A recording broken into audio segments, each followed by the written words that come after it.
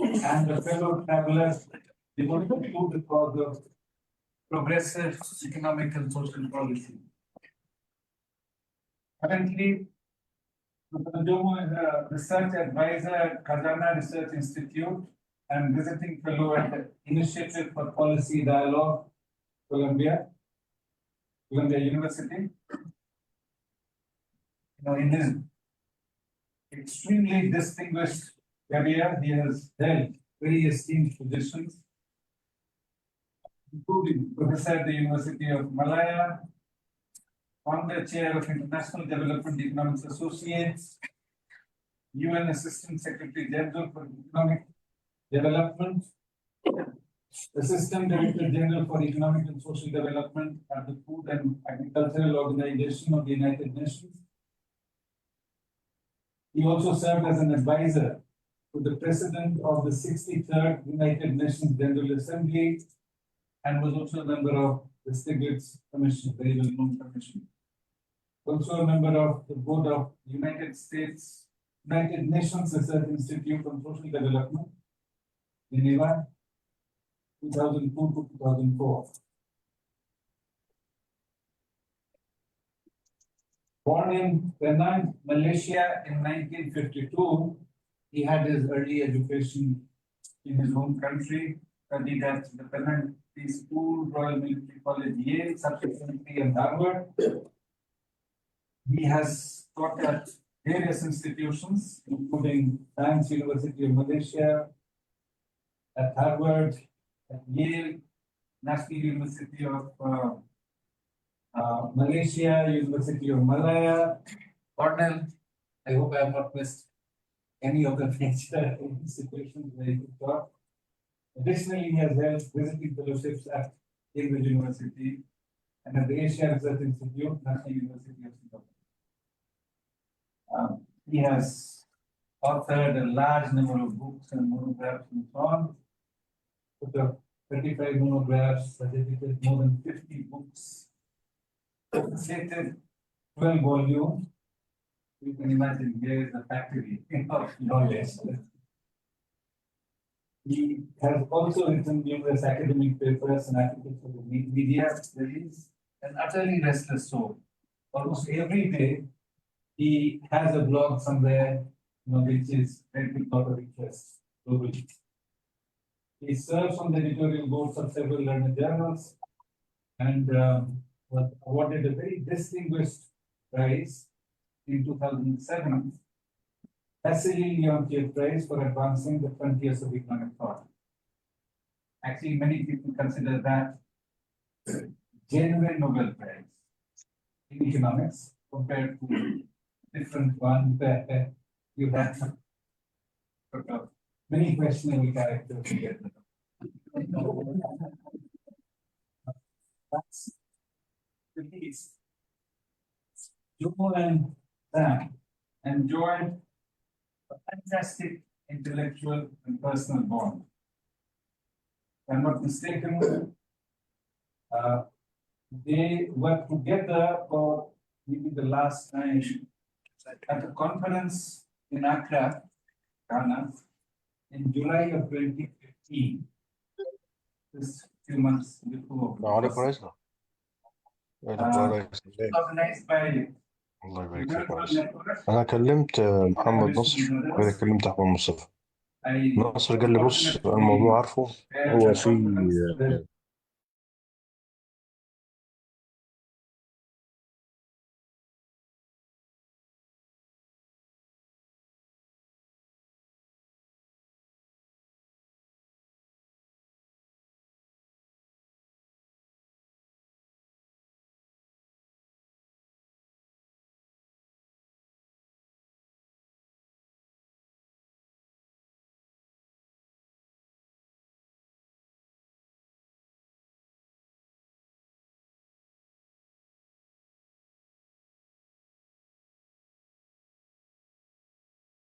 a contemporary global economic system. With that, let us give a very warm applause to Professor Jomo.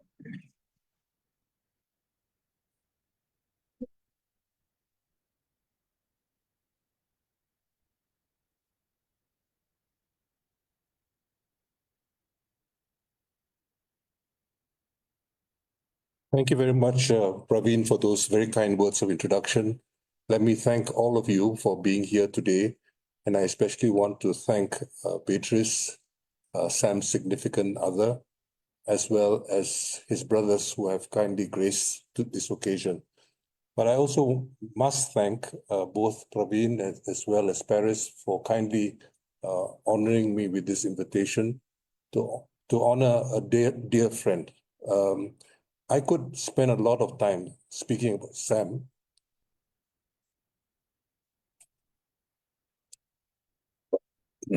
But what I will try to do instead is to focus on the subject of the discussion today. It will be easier for me to focus on that rather than talk about Sam, as we saw earlier with Marcelo's difficulty about talking about a dear friend. I have chosen to speak about imperialism over time, mainly because this was a common concern of Sam and I, but also two other dear friends who happened to be Sam's mentors. One was the late Tandika Makandavire, and the other was Samir Amin. And together, I think we had these very common concerns and shared these common concerns and pursued these issues. The reason for choosing this topic, however, is a very interesting recent phenomenon, and that is the denial of imperialism by people not only from the right, which you would expect, but also, interestingly enough, from the left. There are a significant number of other intellectuals now who basically do not consider imperialism to have been significant. I need not overemphasize this in this audience because I'm speaking here in Harare, which was one of the last countries to get independence in 1980. And of course, South Africa was after that. But basically, 190 countries had already joined the UN system by that point. So so it's a special honor to speak here in Harare. I fortunately first came here in 1997, but under very, very different circumstances. And that was the beginning of the tribulations which Zimbabwe went through because of the kinds of policies which were adopted by the Blair government, ostensibly a Labour government and a social democratic government. Let me first remind you that the denial of imperialism is, or at least contemporary imperialism, is not something terribly new. If we think, for example, about a century ago, Joseph Schumpeter, who was the chairman of the economics department at Harvard University, denied that it would be possible for imperialism to continue. He wrote an influential essay basically arguing that imperialism was a phenomenon associated with pre-capitalist arrangements and that imperialism would not continue with the expansion and the extension of capitalism. So he welcomed this. And I think it's important for us to revisit why he said that, but I'll come back to that in a minute. It's also important to recognize that what we often term liberal economics is actually denied by what we now call neoliberalism. Neoliberalism, to some extent, not entirely, is the negation of liberal economics. And particularly when it comes to the question of imperialism. It is important, of course, to recognize that liberalism is often identified with John Locke, an Englishman who had moved to the United States. And John Locke who took a particular view of emphasizing so-called liberal values. But for him, he had no difficulty whatsoever in writing the constitution of both North and South Carolina, at that time, both slave states.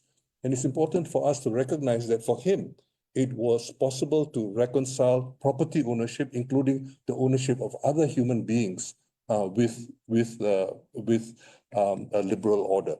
So there was a color question involved in liberalism. although it need not necessarily be the case, because in a very early stage of American slavery, it was the Irish who were subjected to slavery. This was justified, of course, by the difference between Catholicism and Protestantism, and so on and so forth.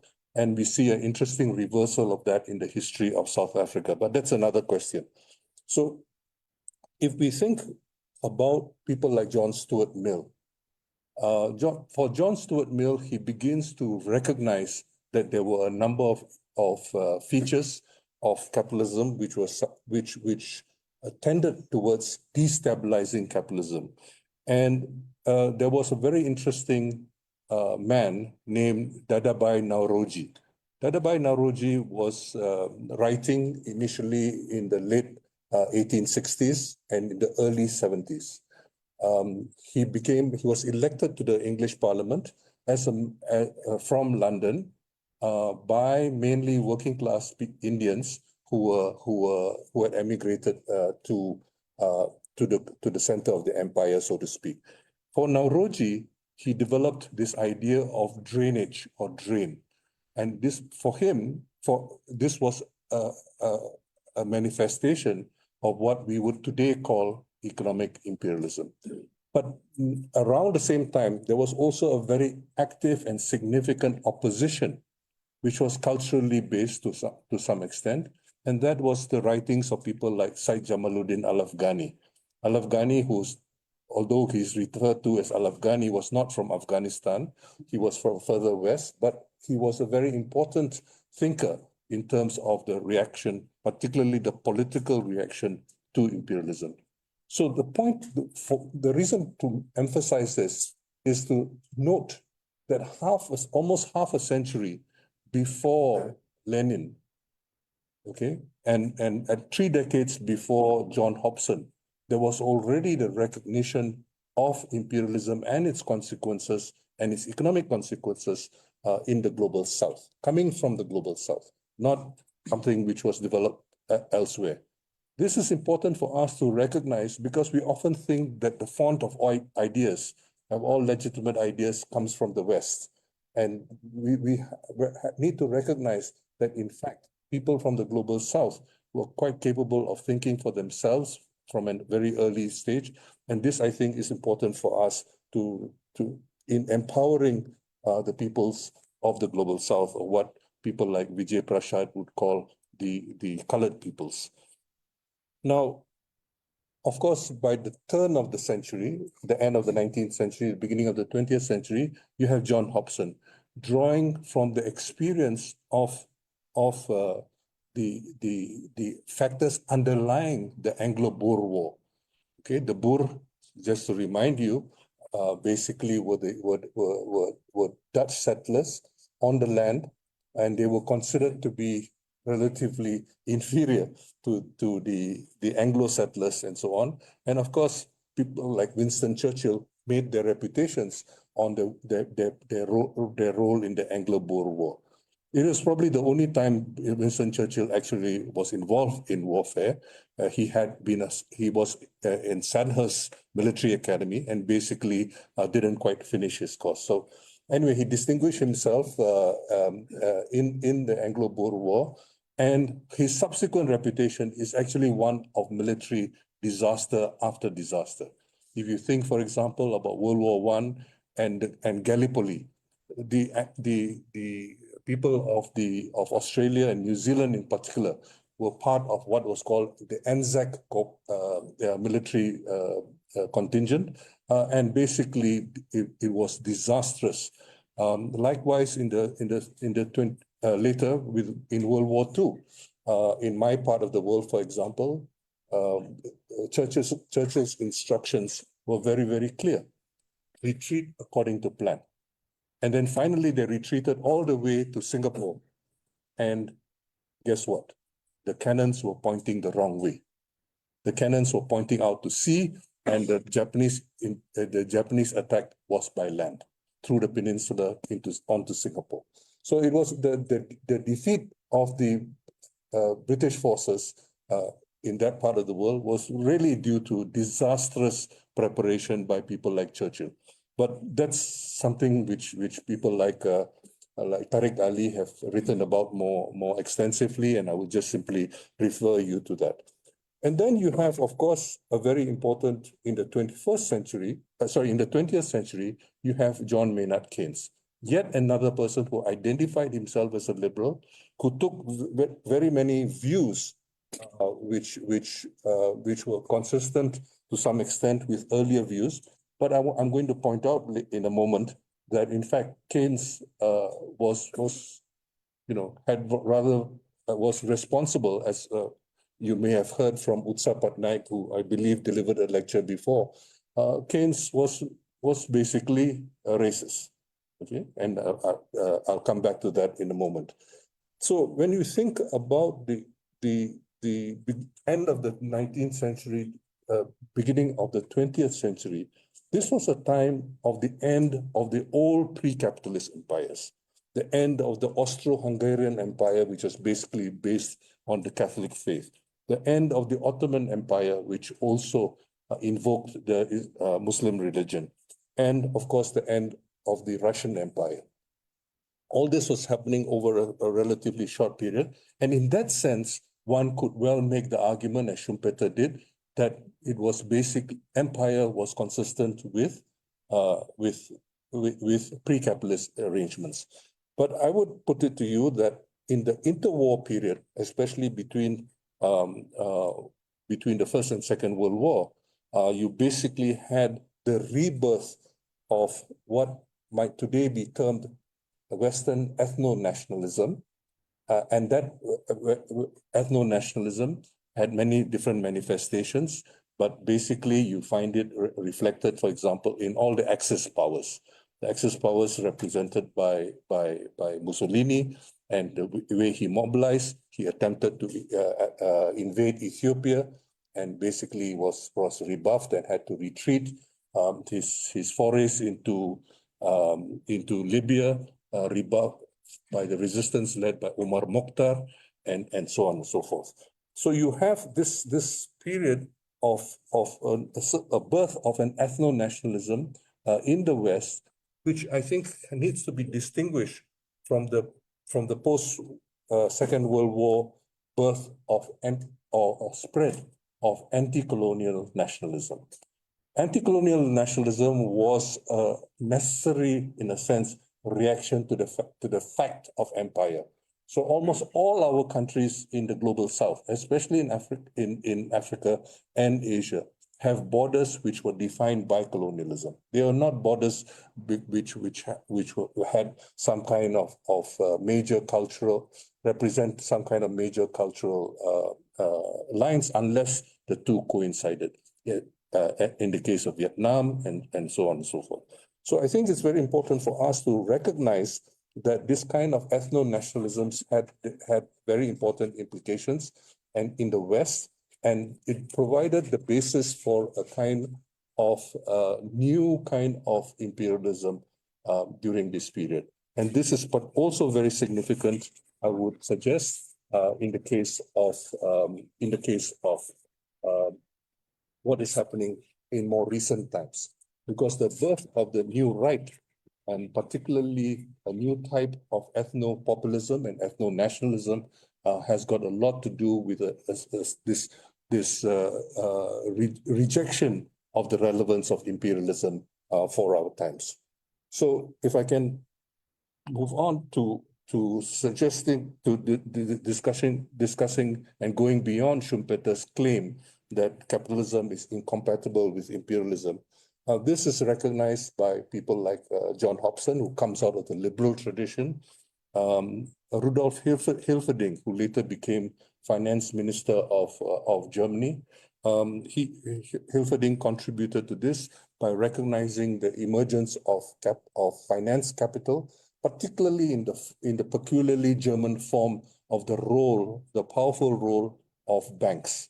And then there are very important developments during this period, including the view of Lenin. And I think it's important to recognize that Lenin is making an argument about imperialism because he does not want the European Social Democrats especially the Russian Social Democrats, to take sides in World War I. He wants to stay out of it. I don't think one should see Lenin's pamphlet on imperialism, subtitled The Highest Stage of Capitalism, as a definitive, well-considered view about imperialism. Unfortunately, there has been a strong tendency in certain quarters to do that, but I think we need to appreciate Lenin's purpose in undertaking that pamphlet. And the arguments with Luxembourg, among many other arguments he was having, has to be seen in that context. Now, the important alternative to that, I think, comes from somebody who, from a couple, Utsa and Prabhat Patnaik, who actually, Utsa Patnaik is primarily an economic historian who has done sterling work on the whole question of trying to understand what she calls the colonial surplus. And some of us have tried to emulate that in Southeast Asia. But I would put it to you, for example, that if you look at the work of Leonce Nidikumana and James Boyce on Africa, you find similar work, or in the earlier work of people like Walter Rodney. So the point is really this. The key point is this, that rather than see imperialism as the highest stage of capitalism, imperialism is a precondition, okay? And this is suggested by the notion of primary accumulation, which the Patnaiks deploy in the book. Now, the notion of primary accumulation is largely introduced into much of the discourse of that time by Rosa Luxemburg. And I think it's useful for us to recognize Rosa Luxemburg's view, and there are certain resolutions of the so-called realization problem for those of you who are interested in that. But I think the point really to emphasize is that this view of primary accumulation is crucial. I think I prefer primary accumulation to the alternative use of the term primitive accumulation, because there's not necessarily very much which is primitive. In fact, if you think, for example, about the destruction of Indian manufacturers during the early colonial period, the destruction of Indian manufacturers was not because the manufacturing which was happening in India was primitive. Or if you look at what happened elsewhere in other parts of the world, there were very sophisticated and competitive forms of production which were occurring in different parts of the world. So if I can just move on very quickly, I think we have therefore a debate between what we'll call the second and the third international during this period. And the real difference, which becomes clearer, is really after the end of the First World War, is really on the implications of enduring imperialism. And the implications of enduring imperialism basically imply that for people who were, especially of the global South, where imperialism's impact was not to transform everybody into a working class, a global working class, but rather it was very, very uneven and variegated, and we have very important very differentiated consequences in different parts of the world. In Latin America, for example, you have the latifundia in Argentina and other places, and you have minifundia, particularly in Central America and certain other variations thereof. In other parts of the world, you have great deal of variation, and it's impossible in a few words to try to summarize the variety of this type of arrangements. But I think the point really is that the conclusion of the Third International, which was much more sensitive to the global South, as we would now call it, was to insist on the need for a continued struggle against imperialism, that becomes the primary struggle. And much more controversially, I think we have that situation until today. And this, I think, is the key question we need to ask ourselves, whether that is the primary struggle, or others other issues become much more important. And so just to recap, World War One is essentially, for Lenin, quite correctly, and for others as well, an inter-imperialist war. Okay, it's primarily an inter-imperialist war. It's not a struggle against imperialism. Now, at the conclusion of World War One, we also have a very interesting situation where Keynes, the young Keynes, who was observing the negotiations in Versailles, in the Palace of Versailles near Paris, the young Keynes observes quite correctly that you have a situation where the winner wants to take all, okay, and you want to take all from Germany, and the result of that would be disastrous in Keynes' observation. You basically do not humiliate and destroy the economy. Now, this view of winner take all after World War One also reappears during World War II, when the Treasury Secretary, Mr. Morgenthau, took the view that the only way to ensure Germany had started World War One and World War II as far as Mr. Morgenthau was concerned, and the only way to deal with it is to transform Germany into a pastoral economy. Can you imagine how many people would be able to be supported in Germany with a pastoral economy? But this was the kind of view which is still prevalent in certain parts of the world. And this also influences the view on other kinds of economies, economies which are considered antagonistic. For example, if one wants to think about how one looks at, say, Gaza as a piece of real estate and the implications thereof.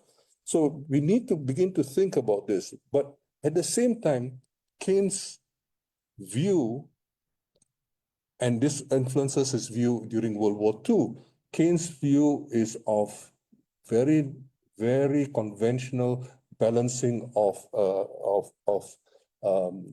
accounts, and he did not dissent when Churchill allowed 3 million people to die in the Bengal famine during World War II. Okay, so Keynes has as influenced as I have been with like some of Keynes' ideas, he has blood on his hands. Okay, and this I think is very important. But more importantly, the blinkers which Keynes had prevented him from seeing what was happening in World War One at the conclusion of World War One. So basically, what happens is that in 1919, after the conclusion of World War One and the negotiations and so on and so forth, you have the distribution of the spoils. Okay, now, for those of you who may not be interested in military trivia, this might be a bit of a digression, but World War One was basically trench warfare. And guess who dug the trenches? Okay, we often see Hollywood sets and so on, but who dug the trenches? They were mainly dug by Chinese soldiers. There were more Chinese in World War One than any other national troops. Just as in World War II, there were more Indians who were deployed in World War II, leaving aside what was going on in China itself, of course, which was not unimportant. So I think we need to begin to understand how military history has been told and recounted, and the popular understanding has been affected by all this. But in the case of China, China provides the manpower to dig the trenches to fight World War One. But what happens at the end of World War One? Germany loses its colonies in Southwest Africa, Namibia, etc., Tanganyika, as it was known then. All that goes to Britain. And what do you think China gets? There's one piece of land which Germany had control of, called the Shantung Peninsula. For those of you who are beer drinkers, there's something called the Tsingtao beer. Tsingtao beer was manufactured in the Shantung Peninsula from a very early time. Okay, it is beer of choice for many people with a Western taste for beer. So you go to China, they often would order Tsingtao beer. The Shantung Peninsula was controlled by Germany. So what do you expect to happen after the World War I? You would expect the land to be returned to China, but no. Instead, it went to Japan. Okay? So you can see, and Keynes doesn't say a thing about it.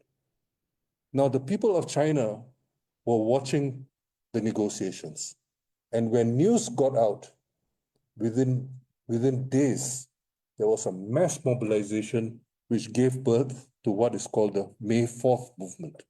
The May 4th movement, which subsequently led to the communist-led revolution of 1949. Okay? But it has a long and complicated history, which I won't get into right now, but it was a very, very important movement in the history of China. So you can see how these kinds of oversights by imperialists cause a great number of problems, but have also transformed and influenced world history in important ways. So let me move to yet another issue, and that is to recognize the impact of what we economists like to call the Keynesian revolution. But I think more important than economists, frankly, is our politicians. And remember that Franklin Delano Roosevelt, by the way, whose mother's side was the principal, the Delano family was the principal opium trader in China, okay, from the American side. The British side was led by the Jardine family. Now, Franklin Delano Roosevelt comes up and initiates the New Deal in 1933. He doesn't wait for the general theory to be written and published in 1936. Okay, so I think economists have to be humble about the actual influence on ideas.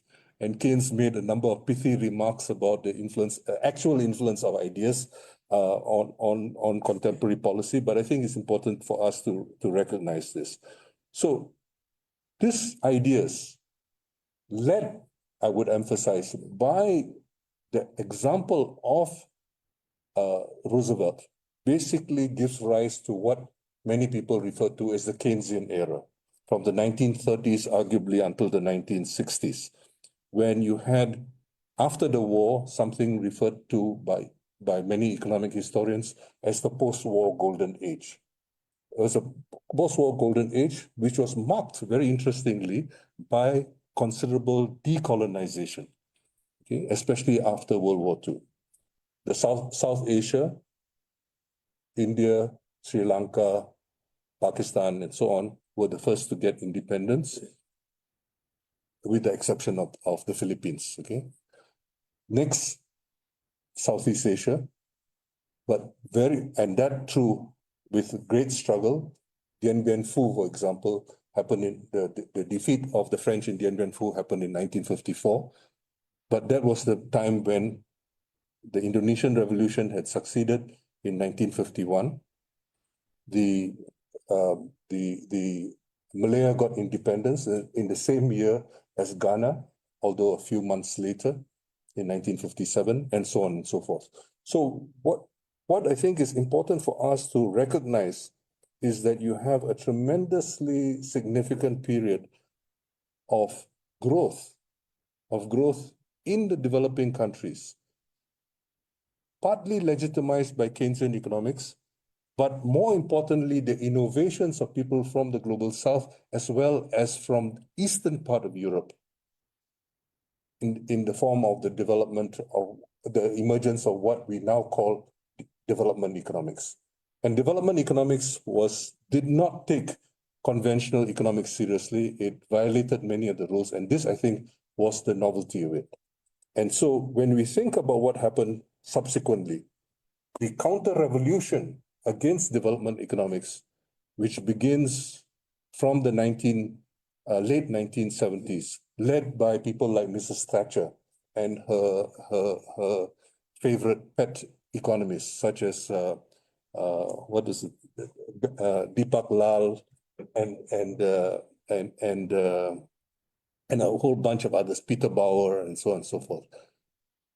These people were actually played a very convenient role in this part of the world as well. In Africa, I'm sure there were other apologists for the colonial order.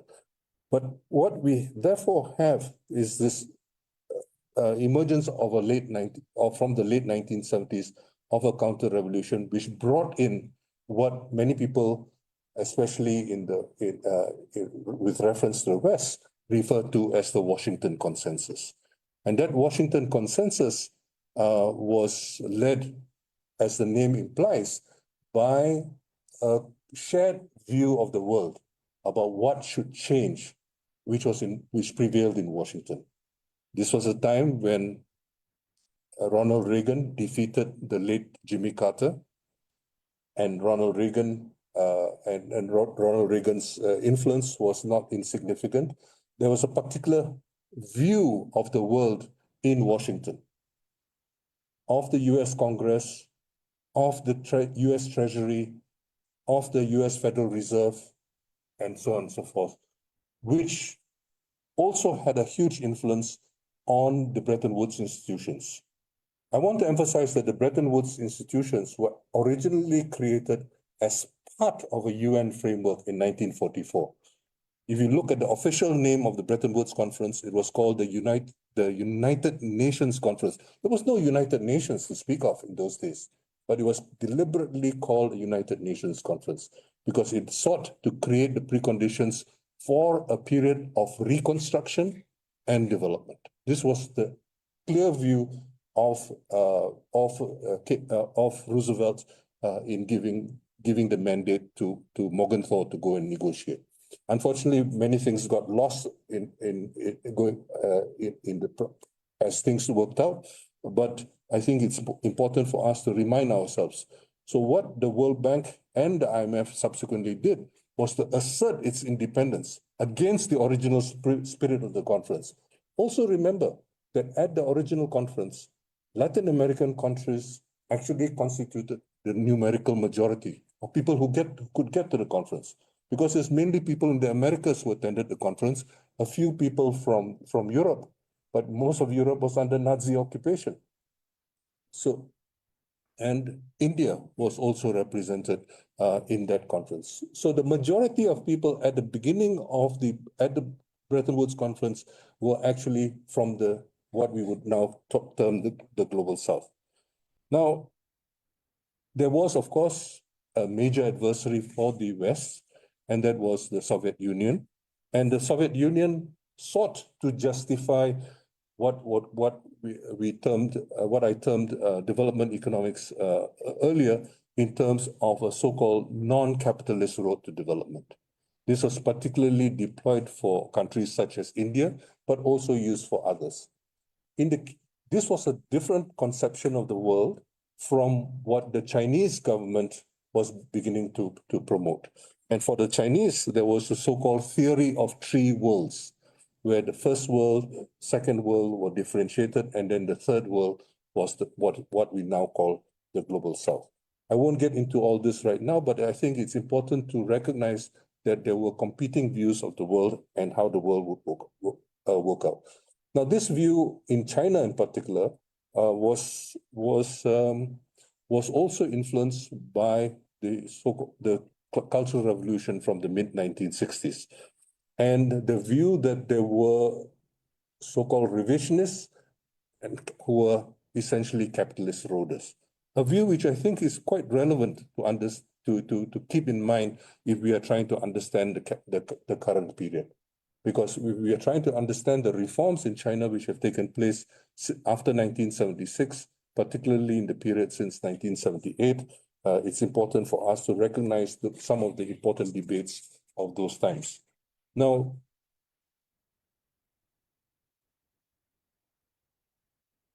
okay. Now, one of the, oops, like, no, oh, okay, here we go. So I started off earlier mentioning that what are called liberal economics actually betrays some of the principles of classical liberalism, and particularly 19th century liberalism. But what we have now parading as neoliberalism is very, very selective in its understanding of liberal economics. And I particularly want to emphasize two things. One, the whole question of property rights.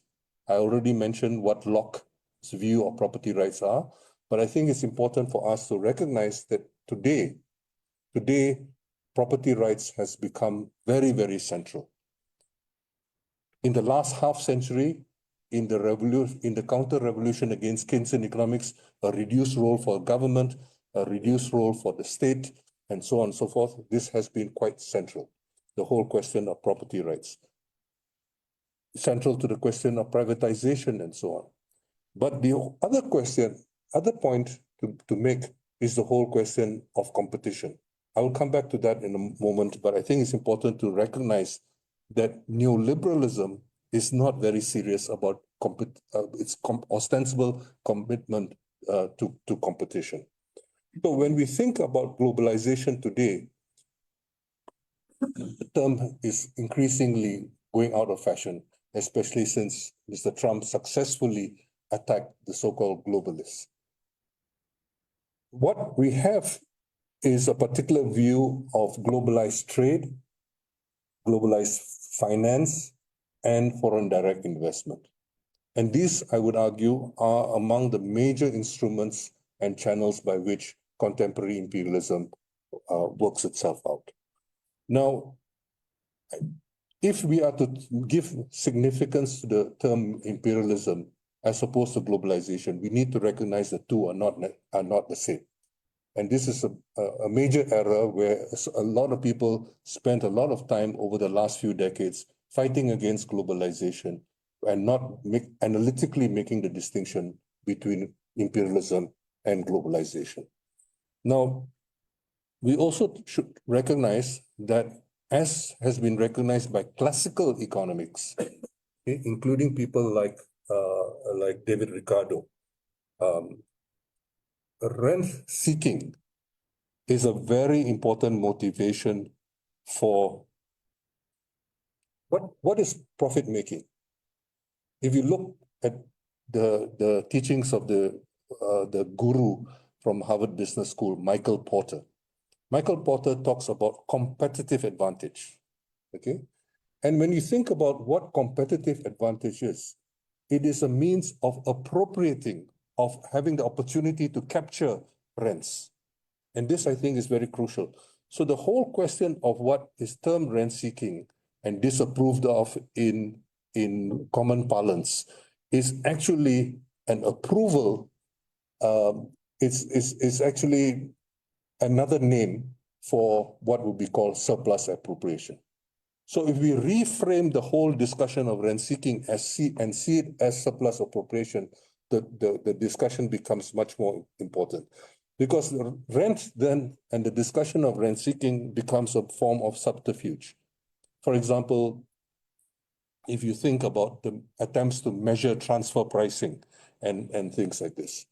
So let us consider what some of these elements of globalization have been and are.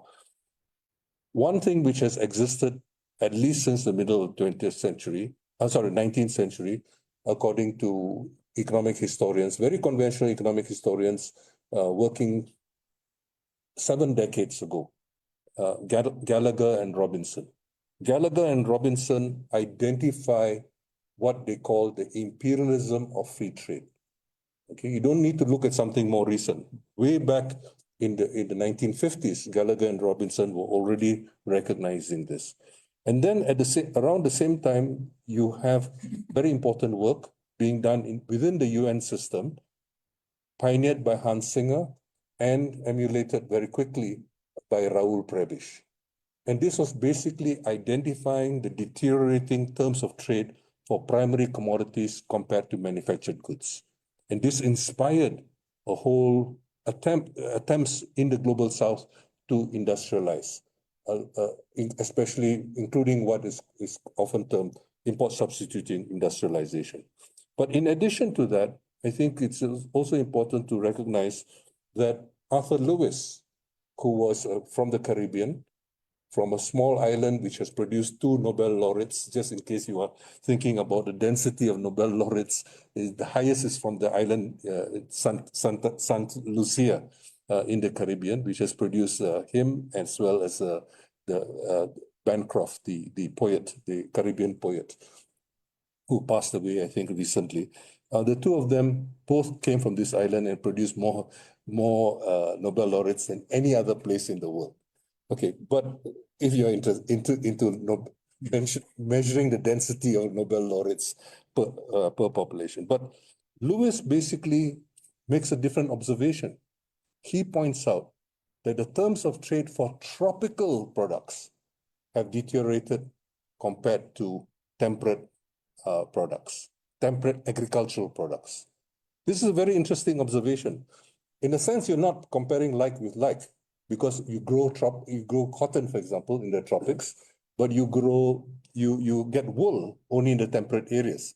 So you're not strictly speaking comparing like with like, but the point is that you have a decline in terms of trade for agriculture as compared for tropical agriculture compared to temperate agriculture. And this is not unimportant.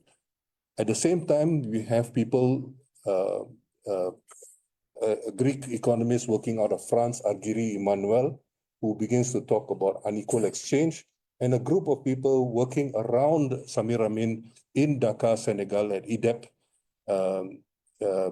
working on the whole question of unequal exchange. So Ranjit Sal from India and a couple of other people were all writing papers, very interesting papers.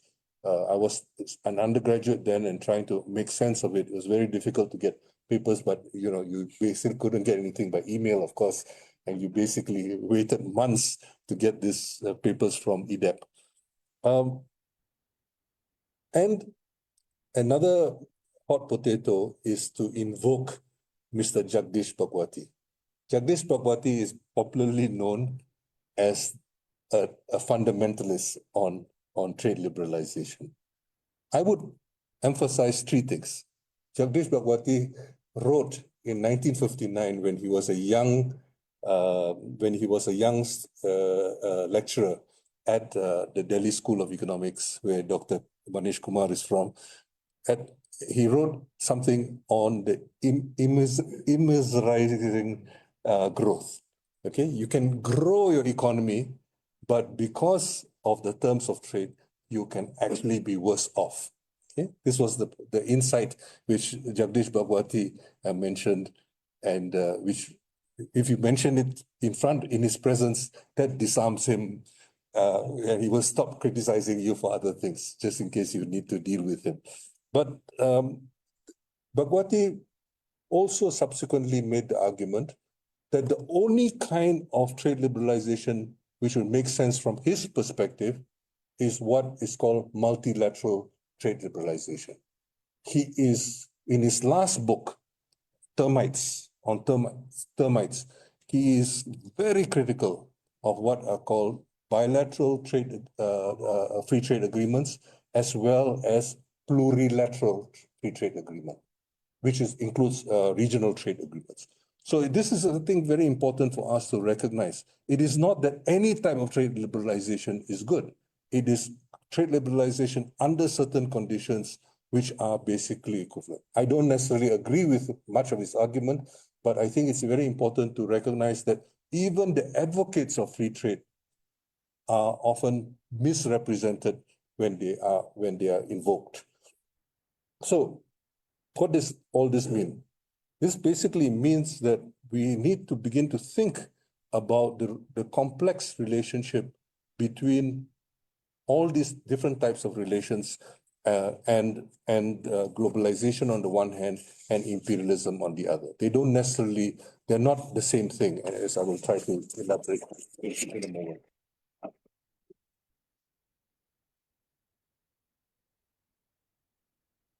Thank you.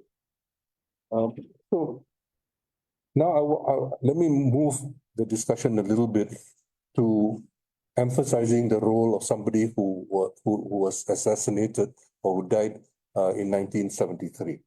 Salvador Allende was elected president of Chile in 1970, and in a very important speech in 1972 at the United Nations General Assembly, he talked about the role of transnational corporations in subverting Chile, not just economically, but also politically. And coming out of his very important speech, there was an institution which was set up called the UNCTC, United Nations Center for Transnational Corporations, which sought to provide some kind of multilateral oversight of foreign direct investment. Unfortunately, the counter-revolution, which I referred to earlier during the 1980s, was so successful that that the UNCTC was basically closed down and integrated into UNCTAD as the UN Investment Division. So rather than exercising oversight over foreign direct investment, as was originally intended by Allende and those who in the G77 who moved the UNCTC forward, the investment division is now actively involved in promoting foreign direct investment uncritically. And this, I think, is a great. So the point is that not to think that the whole multilateral system is only being abused, but to recognize that the multilateral system itself is an arena of contestation, of rival interests, and so on. So another important phenomenon, which begins around slightly over half a century ago, is the phenomenon of the change in the nature of what some of us have called monetary imperialism. Monetary imperialism actually refers to the so-called exorbitant privilege, okay, a term which Charles de Gaulle introduced to refer to the exorbitant privilege of the American dollar, okay, and the kinds of privileges it received under various arrangements. This is something which nobody talks about, and there's a very unfortunate distraction right now to push for the de-dollarization, as if de-dollarization will solve the problem of monetary imperialism. Yes, de-dollarization, if it happens, will diversify monetary imperialism. And Dongo Sambasila, who spoke to some of you earlier this week, and I have published a short piece trying to explain why this would be the case. Just to replace the US dollar with the African CFA franc, or for that matter, even with the renminbi, will not solve the problem of monetary imperialism. It will relocate it, but it does not really address it. So I think we need to rethink this issue, and quickly to move on, we need to think about the role of finance and financialization today. It is a far cry from what Hilferding talked about a century ago, but it's important to recognize that financialization is a very variegated phenomenon. What happens in a country like in the US, for example, is quite different from what happens in different parts of Europe. So in the US, for example, in the middle of the last decade, you had shareholder buyouts of stocks and so on and so forth.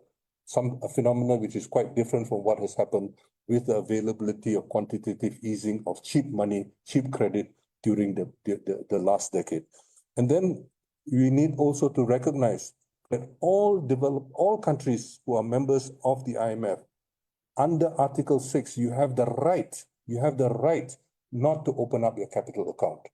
But the IMF managing director during the 1990s, Michel Camdessou, basically put pressure on many developing countries to open it, and under the false claim that if you open up, that capital will flow from rich countries to poor countries.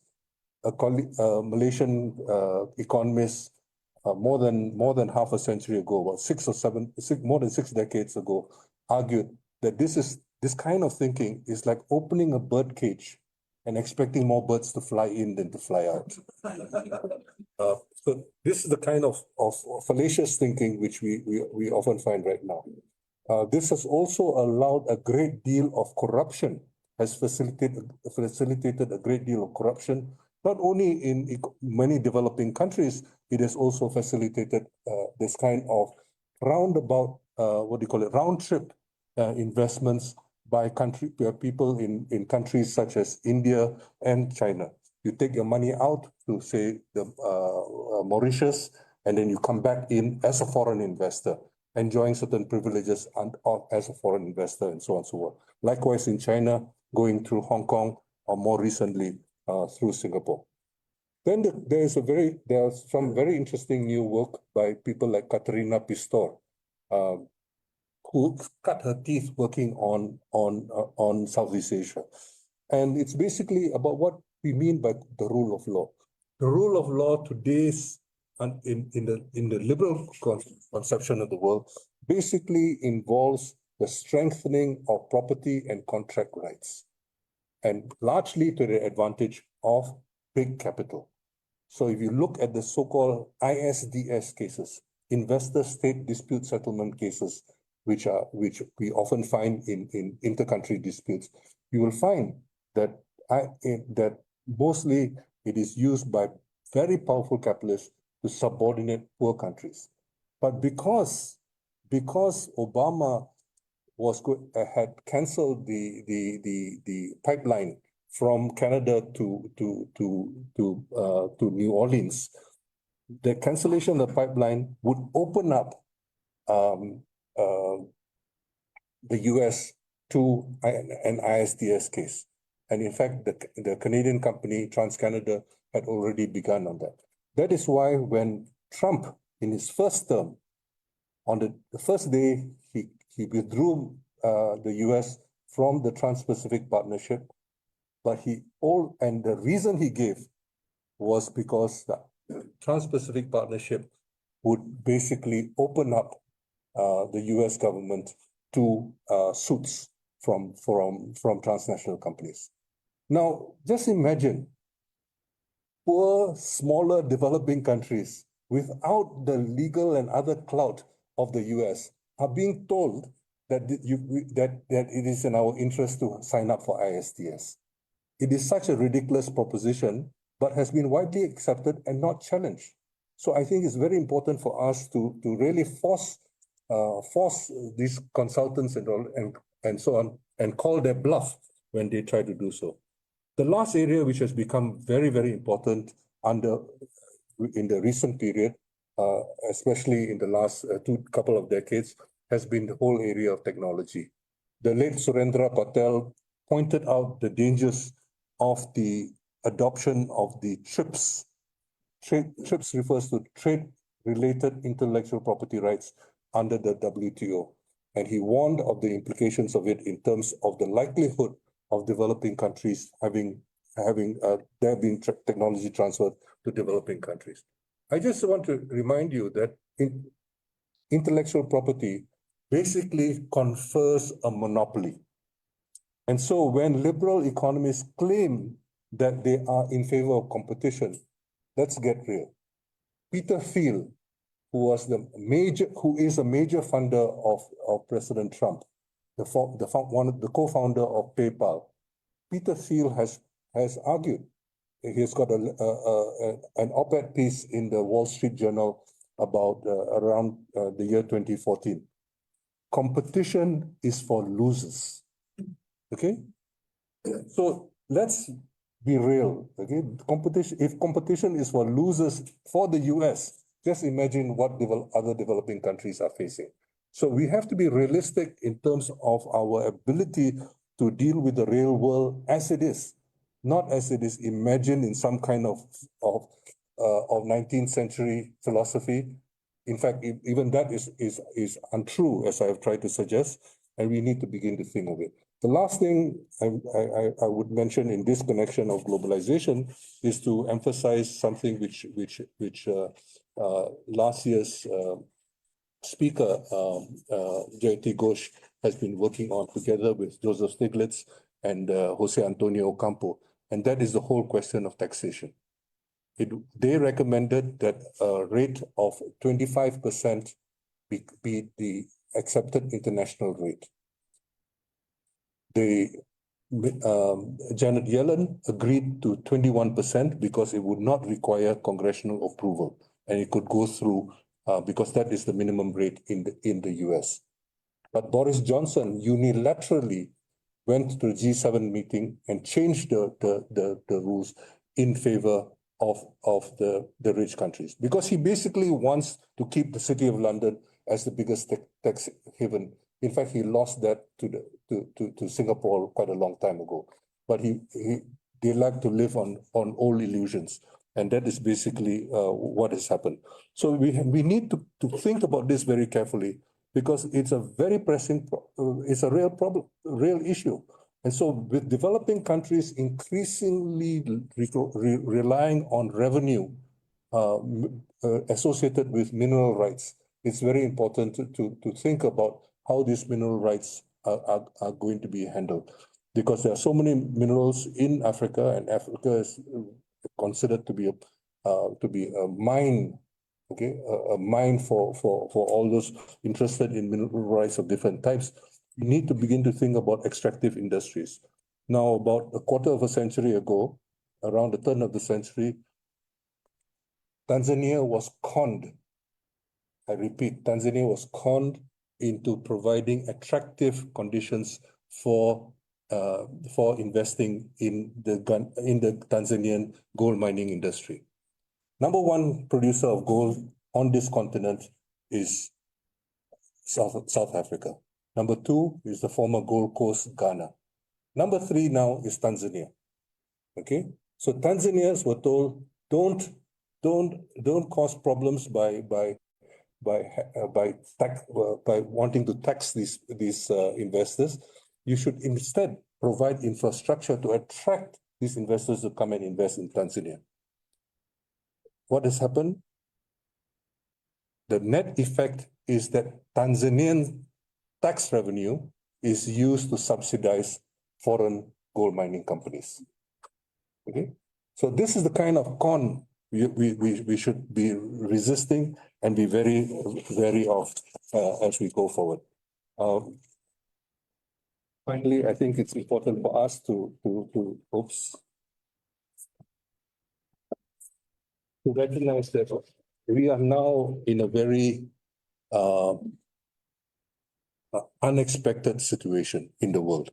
The end of the Cold War 3.5 decades ago gave rise to what the West, and especially the US, saw as the birth of a unipolar world. If you read journals such as Foreign Affairs, which is sort of the journal of the American foreign policy establishment, they were talking about sovereigntism. Okay, one sovereign for the world. Okay, this was the discussion in Foreign Affairs. Now, many people, especially the BRICS countries, are now trying to assert that we instead have a multipolar world. But in both conceptions of the world, multilateralism is at risk. Okay, because those committed to a multipolar world do not necessarily accept the rules of a multilateral order. So it's important for us to recognize this. So for this reason, I would like to suggest to you that an immediate priority is to reorganize and strengthen the capacity of the non-aligned movement in favor of the Global South.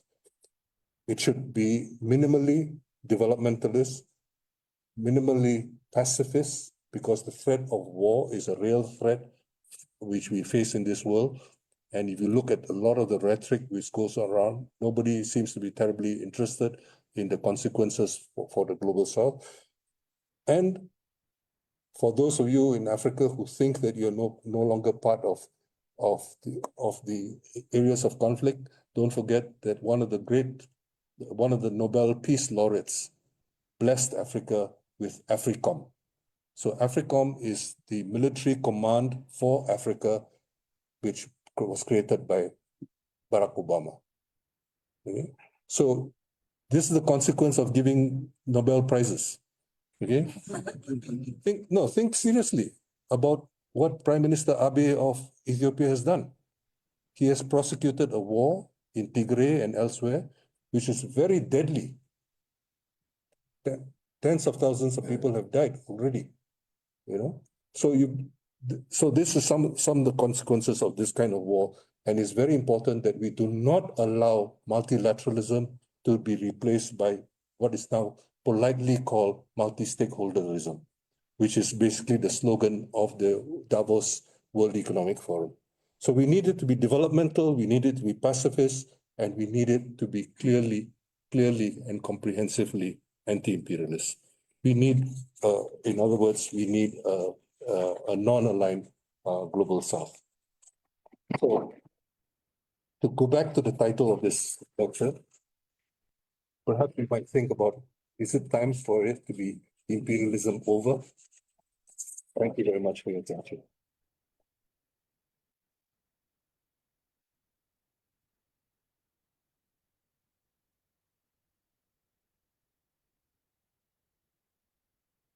Thank you. It was indeed a tour de force. Fantastic lecture. So, covering a large ground, several issues, yeah. And I'm sure sort of there is a lot of adrenaline going through you for engaging with Professor Jomo Sundaram. So if you have some ideas, some clarifications, some sort of questions, any of it, please feel free. Yeah, we can maybe 10, 15 minutes. Yeah. So, yes. Yes. So, Mike, no, this will pick up. No, thank you. We have a lot of people also on online. Yeah. Thank you so much for your very thoughtful, inspiring, incisive talk. Which took us way from the 19th century to the present now. Really throws light on some of the basic issues as they've changed over time. There's one issue I'd like to pick your mind, which is finance capital. Even 100 years ago, it was a very hidden phenomenon.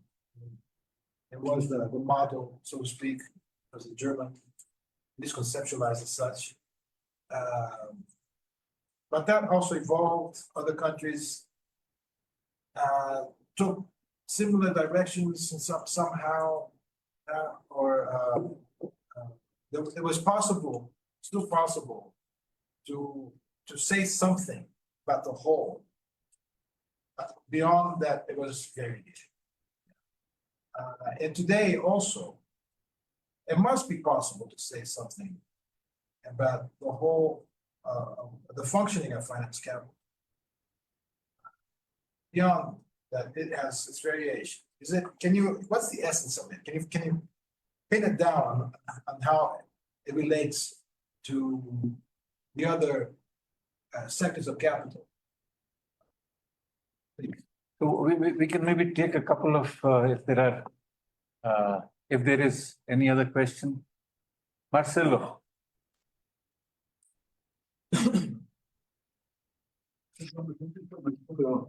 Presentation.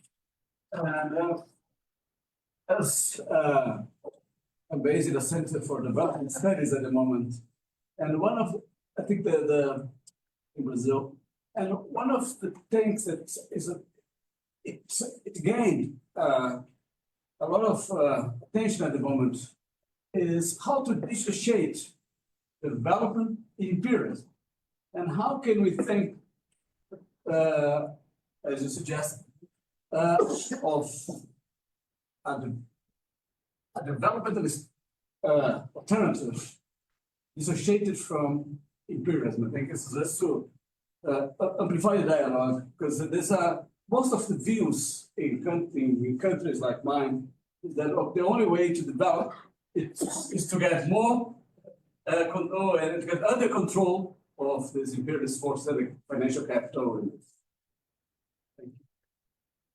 maybe you can take two of these and then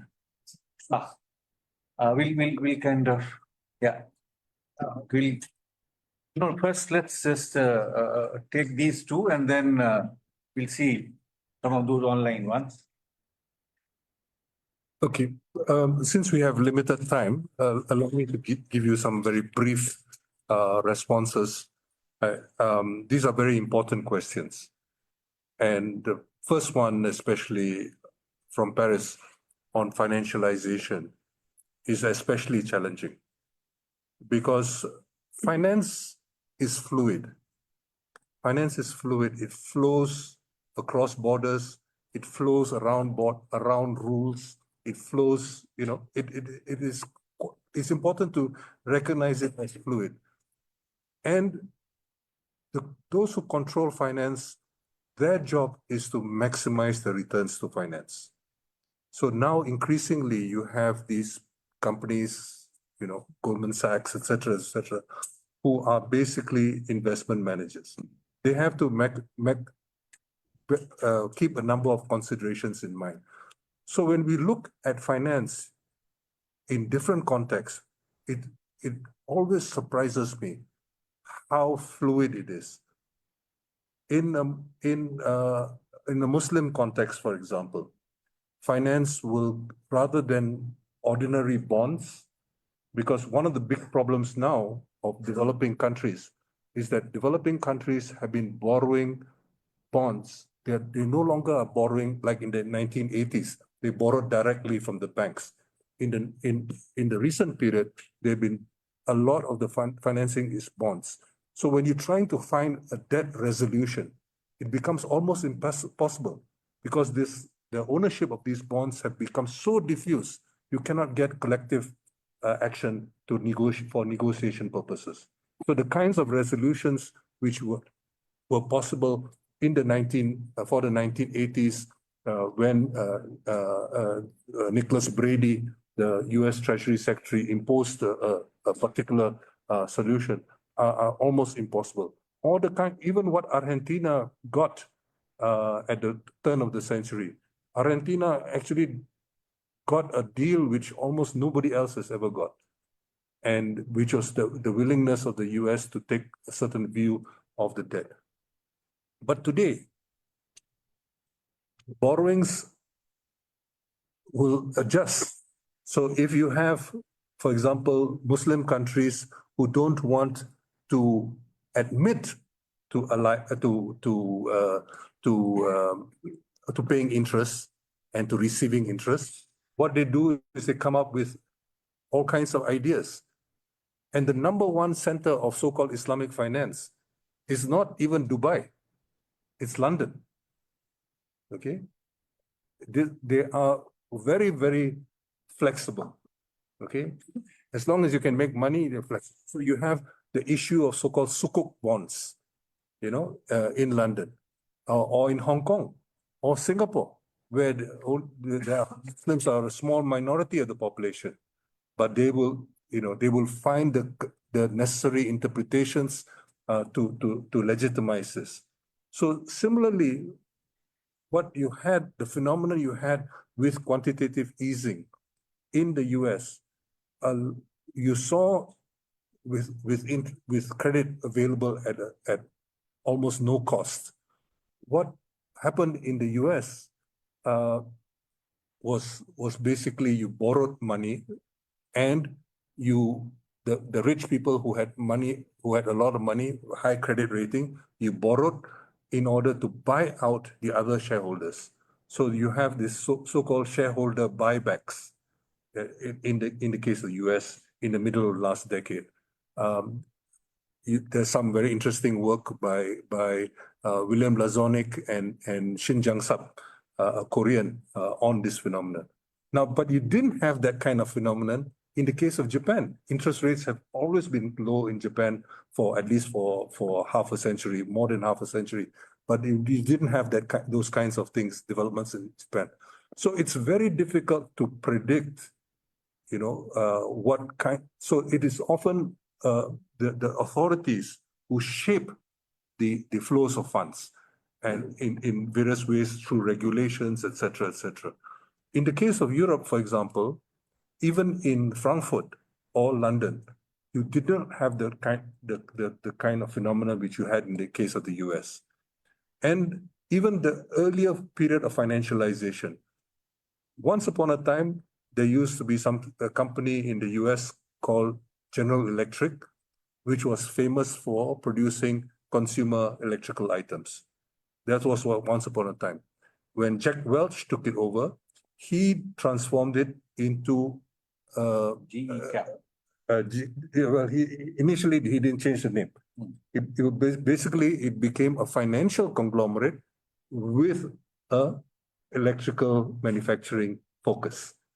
Similarly, there was another person who didn't do so well, Kenneth Lay, who went into energy.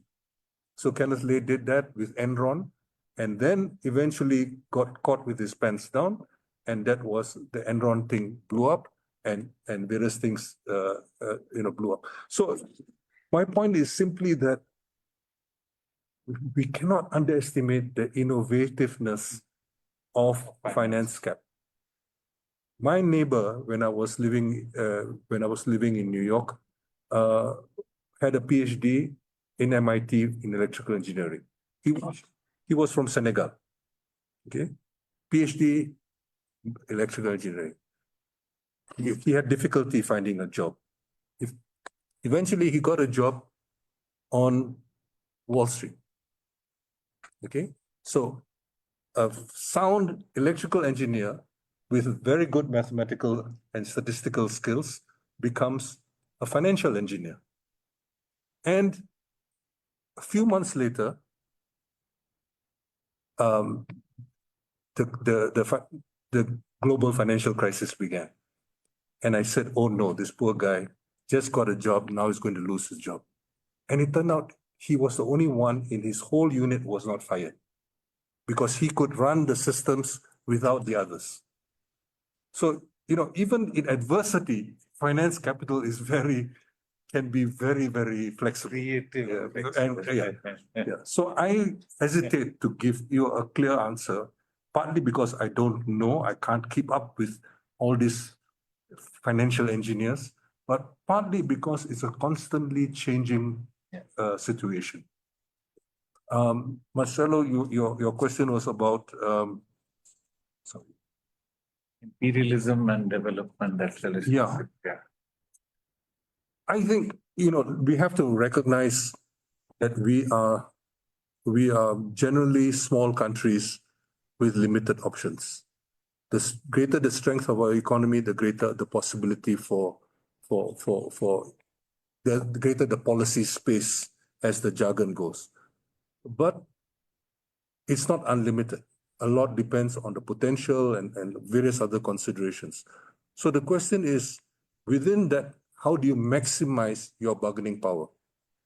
And this is why the collective action of developing countries becomes important. There has been no union of developing countries. Let's face it. There's no organization which is working for the collective interest of developing countries. So this is the big challenge. If we can get this organized, but who's going to take the initiative? Who's going to take the initiative? I don't see anybody taking the initiative. And the BRICS are doing some interesting work because their interests contradict certain other interests in the West, for example. But at the same time, the BRICS have their own interests. And if you look at the expansion of membership of the BRICS, it is mainly on the basis of financial strength. Why else is the Emirates in the BRICS? The population of the Emirates is very small, but they are now in the BRICS. Okay, and so I think we will see a very interesting situation where the other smaller developing countries and the poorer developing countries are very, very vulnerable. And it's precisely because of their vulnerability that they got to get the act together. If they don't get the act together, I think they will remain vulnerable and they will be much worse off. So this is why I've been calling for the organization. Now, getting an organization together is very difficult. And the only existing organization is the non-aligned movement. And there isn't much happening. But in 1987, India hosted the Conference of Non-Aligned Movement. Coming out of that, they created an institution called RIS, Research Information Systems. Unfortunately, the current government of India has basically given up on the RIS, and RIS is basically serving as a research wing of the Ministry of Commerce. Okay, it is no longer doing anything in the interest of the developing countries as a whole. But we need to get our act together, and to start from scratch is almost impossible. To start from scratch, that's why I said take the non-aligned movement and go with it. But you need that kind of leadership, and unfortunately, there is no such leadership in the world today. Once upon a time, Nelson Mandela had a certain amount of clout. He led the war. He led the fight for the public health exception to TRIPS. But who is going to step into those shoes now? We don't have anybody stepping into those shoes. So that providing that kind of leadership is critical. But unfortunately, getting developing countries act together and avoiding the excessive the domination of the BRICS is going to be very, very tricky going forward. But if we look, for example, 3 years ago, when interest rates were raised in the West, first in the US and then in Europe, money flowed out. And where did it flow out from? The poorest countries in the world. The poorest countries which had received some money during the period of quantitative easing because there was money sloshing around and nobody and it was possible for developing countries because the banks were able to arbitrage and they were getting funds at almost zero cost. And so lending to developing countries with so-called high-risk premiums allowed them to make a lot of money. That moment ended 3 years ago. And so those countries are the worst off. But because they were such poor credit risk, they borrowed very little. So the worst off countries in terms of debt, of sovereign debt, are actually the middle income countries, the lower middle income countries and upper middle income countries who had higher credit rating and were able to borrow more. But precisely because they borrowed more, they are more vulnerable. And they are much more vulnerable partly because most of the debt now is commercial debt. Remember during that time, the president of the World Bank, a man named Jim Kim, he introduced the slogan, from billions to trillions, to achieve the sustainable development goals and then later to achieve climate finance. Well, what happened to that slogan? That slogan basically became the pretext for encouraging developing countries to go to commercial markets. And at that time, it wasn't too bad because of quantitative easing. Now, it's disastrous. And that's why you have these middle income countries which are going into fairly serious debt. Sri Lanka, Pakistan, and in the African continent as well, Ghana and so on. So, it's very, very difficult. But I think people have to start thinking very practically about getting our act together.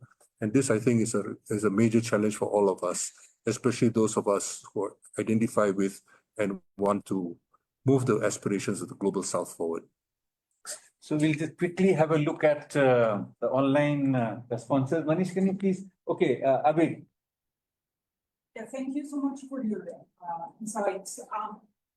I'm curious to know more about your ideas about this globalization, but in post-conflict countries. Because now we are talking a lot about reconstruction, Syria, Gaza, that Sudan is coming. So, and there are many corporates and businessmen, they are willing to, are coming in. So how do you see this financial process with this? Is there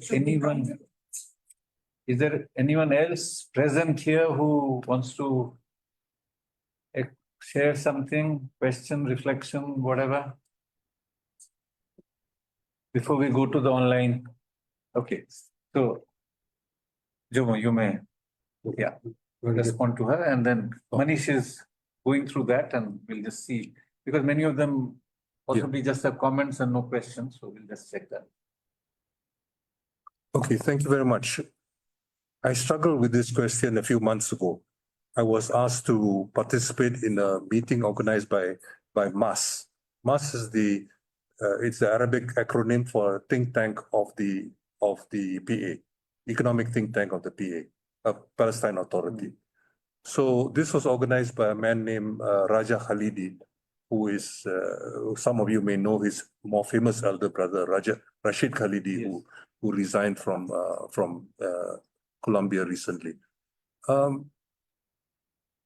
I think the big problem is everybody wants to make money. All this money is not, there are very few people who are going to finance reconstruction, selflessly. And this is a major problem. So listen to the rhetoric of Trump. Okay. I'm not sure what is now being thought of in terms of Syria, but you can be sure that much of the terms of even lending to Syria will ensure a further subordination of the new Syrian government. Abdullah Hamdok, if he becomes the leader of a post-conflict situation in Sudan, he was one of my colleagues in the UN system who was much more thoughtful. He was, in terms of thinking about, he was number 2 in ECA, and very, very thoughtful and serious on some of these issues. But he's working in a very, very constrained situation, and so you have a situation where there are almost not only no easy answers, no good answers, So I think it's a very major question you have asked, but honestly, it would be misleading and dishonest for me to offer a solution without looking at the specificities of each situation. Let me stop there. There are 2 questions on Yes. comment. Yeah. Please read those. First question is by Iker. Could you elaborate on the measures beyond de-dollarization would be necessary to really challenge monetary imperialism? Any progress being made on this front that you can point to? The second question is by Chris Gilbert. If I understood correctly, you argue that imperialism is a precondition of capitalism. That would seem to imply that formation of monopolies is not a necessary part of imperialism in your view. Is that the case?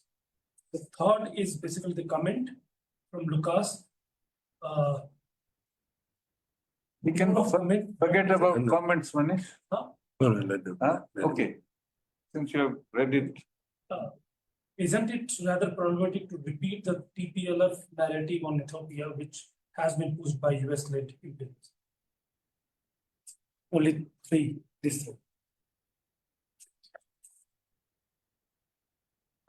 Thank you very much for those 3 comments, and I will only respond to the first 2 since the third one is a commentary.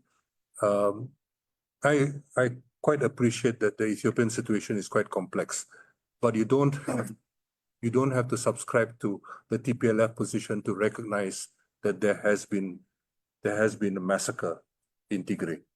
That's my simple position on that.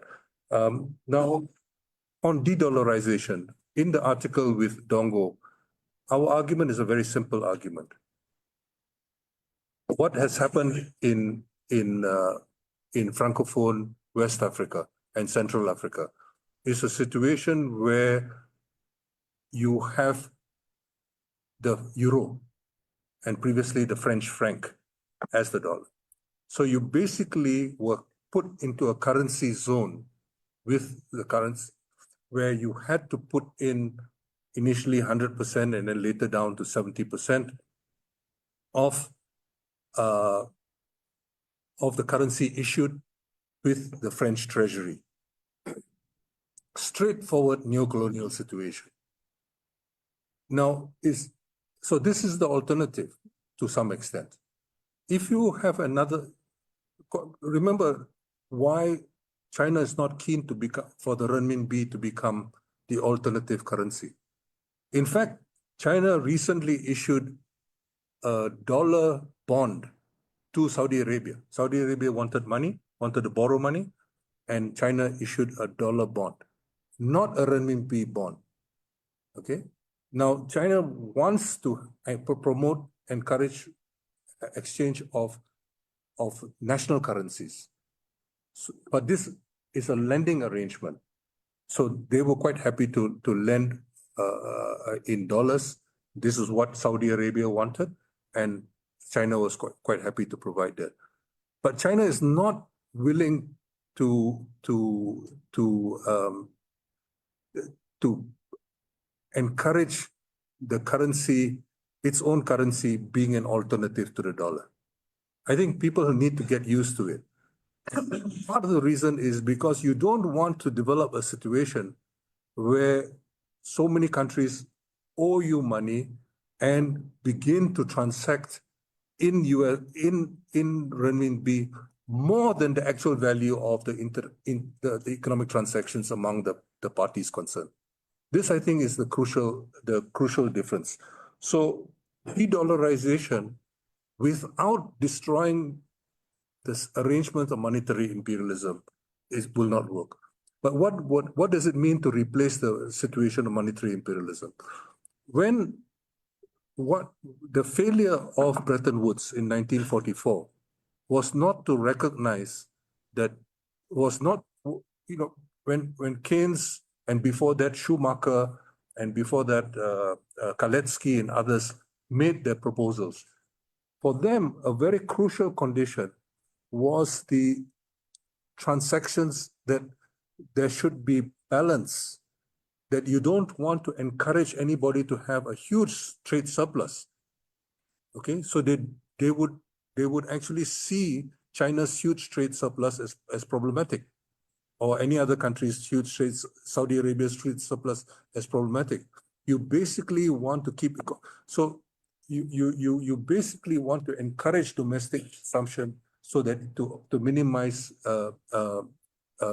having to avoid the implications of having such huge trade surpluses. So it needs to revisit this whole question to avoid. Now, I don't think it's necessary to go back to Keynes' particular proposal, but the big problem right now is that there is no appetite in the world to negotiate such an alternative arrangement. And this is a big problem. We have too much war. We have every possible economic arrangement is weaponized. Okay? And this is spreading. So you do not have the basic conditions for trying to develop an alternative system which is mutually desirable. Now, the US has been running a trade deficit for decades, for more than half a century. That's why Nixon had to withdraw from the Bretton Woods arrangement in 1971. That's over half a century ago. So it would be in the US interest, but it is not in the US interest to give up its exorbitant privilege of being the reserve currency for the world. So this is the big problem. So Which is as good as gold. Yeah. So the other question was on imperialism. Sorry. Imperialism as a precondition for coming of capitalism into being. So basically, the way you interpret capitalism. So it's not this monopoly business alone. Yeah, which you have already answered, but yeah. Okay. I'm not saying that imperialism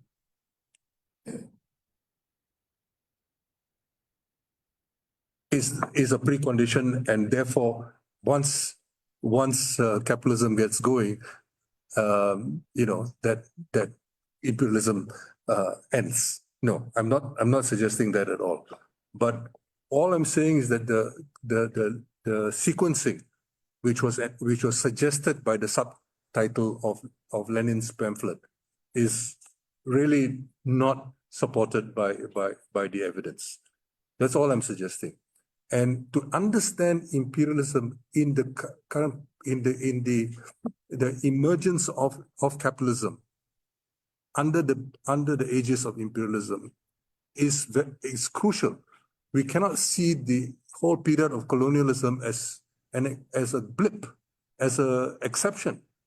One has to recognize economic history for what it is, and this is why it's important. So we have people like Eduardo Galeano from Uruguay writing about Latin America, the open veins of Latin America.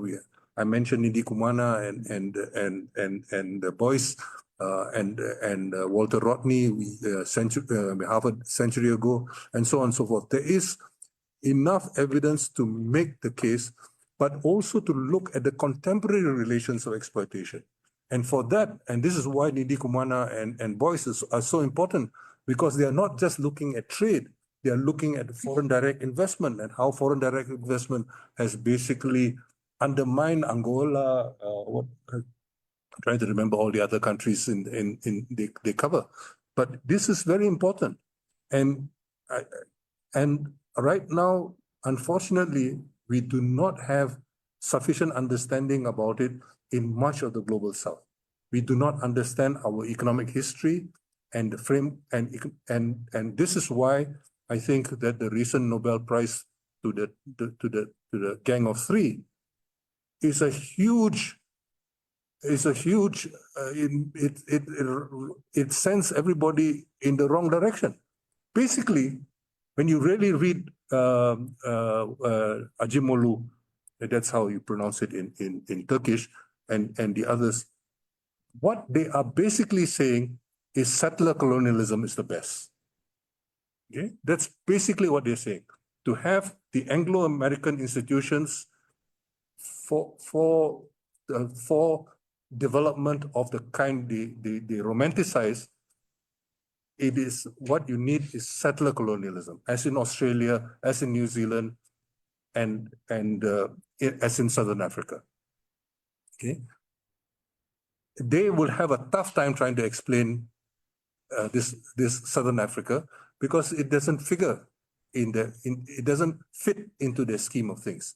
But I think it's very important for us to recognize that's why I spend a bit of time on the rule of law, on the so-called rule of law. Let's face it, who makes the law? Okay, it's not as if it falls from heaven, or Moses brought it down from the mountain and so on. Rule of law is made by powerful interests. As somebody once joked in a cartoon, what is the golden rule? Who has the gold makes the rules.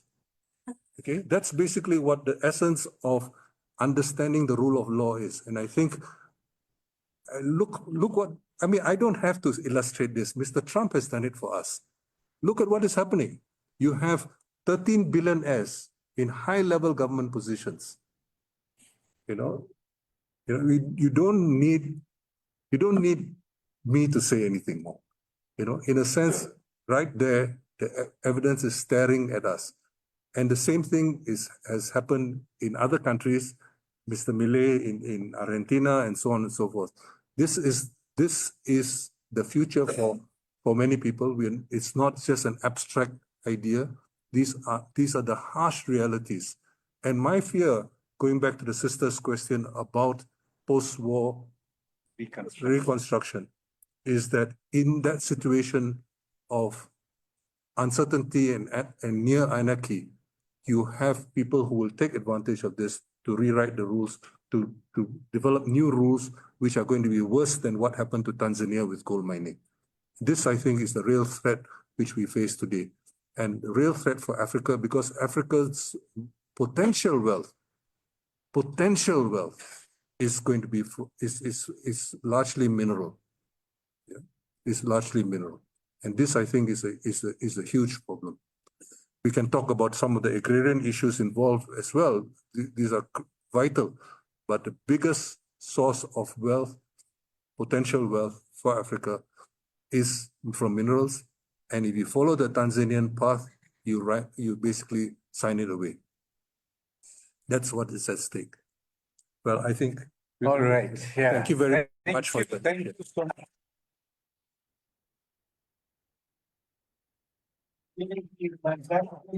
And the range of questions which you dealt with, I mean, you know, a big thank you for a most satisfying, a deeply satisfying lecture and this engagement. So another round of applause.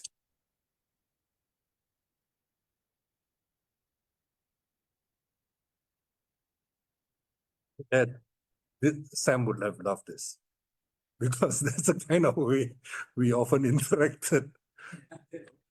And, yeah. Okay. Thank you. Thank you so much. Great. Right, so